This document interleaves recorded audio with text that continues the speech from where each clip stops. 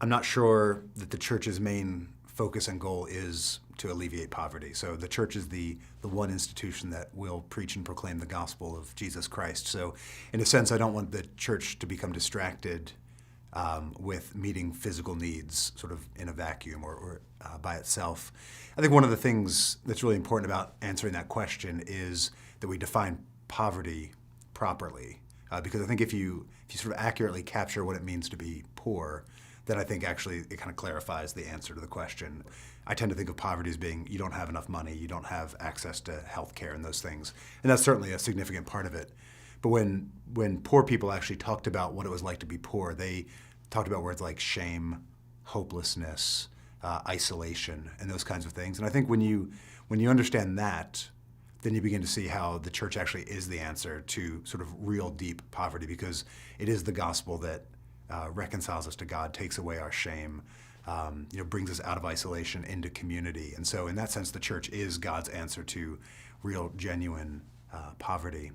So I know, just for example, we have worked with people in a local homeless shelter in our church.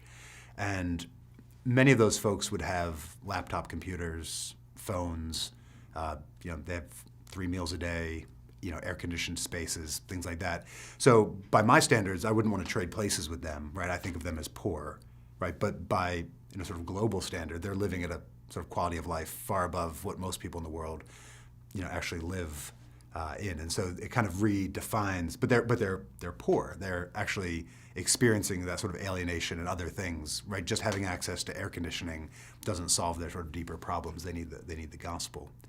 I remember talking to one man. We were distributing food and handing out flyers for one of our Spanish language church plants.